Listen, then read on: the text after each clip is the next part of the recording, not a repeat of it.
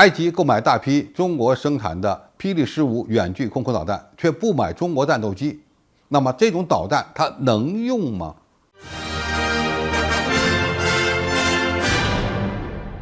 观众朋友，大家好，我是付天少。在中国所有的外贸军品之中，霹雳15E是少数被美军封神的存在。道理也很简单，空导弹在很大程度上决定一场空战的胜负。而霹雳15E凭借着双脉冲的火箭发动机、双向数据链和有源相准雷达导引头，如果再与中国战斗机配备的有源相准雷达相结合，那么在对付非隐身目标时，将拥有中远距离上的非对称优势。美国空军现在正在努力发展 AIM-260导弹，其实也就是想追赶霹雳15E，但是呢，到目前为止仍未获得成功。在很多人看来，霹雳15E虽好，但是不引进中国战斗机的话，似乎呢也没有办法使用。不过，埃及人这次可能开了先例。明明没有采购中国的新型战斗机，却正准备大批量的引进中国最先进的外贸空导弹。据埃及战术报告网站报道，埃及的军工部正在与中方进行沟通，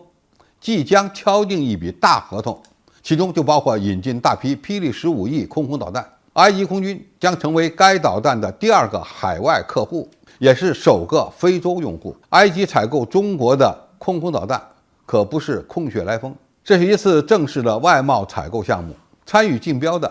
包括美国的 AIM-120D、法国的流星以及中国的霹雳15E。基于埃及目前已经装备有 F-16战斗机和阵风战斗机的现实，外界认为中国参与竞标的霹雳15E空导弹只是陪跑。但是谁也没有想到，最后霹雳15E成了胜出者。那么这样的情况就比较诡异了。霹雳15E有可能配备给阵风战斗机或者是 F-16战斗机吗？表面上看似乎不大可能，因为双方的数据总线和挂架都不一样，除非法国和美国的公司愿意提供系统源代码，那么就存在着几种可能。第一，中国为埃及的某些战斗机进行改造，以换装中国生产的有源相准雷达、火控系统，同时呢再搭配销售霹雳15E。基于阵风战斗机机龄较短的现实，那么就不能排除埃及让中国改装一批老式的 F-16战斗机、米格29战斗机或者是幻影2000战斗机，让这些老飞机通过改装后能够配备霹雳15E。第二，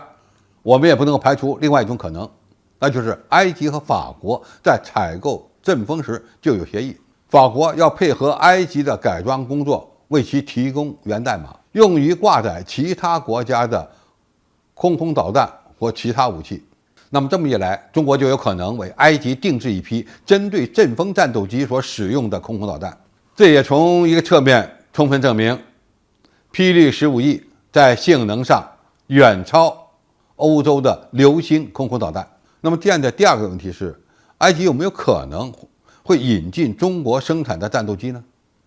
埃及空军在历史上也是中国军机的一个老客户了，他曾经购买过50架歼6，还装备有大量的 K8 教练机。该国原本计划采购苏35战斗机，后因为美国的制裁而被迫取消了订单。采购 F-15和 F-35隐身战斗机的计划又被以色列所干扰。所以也有消息说，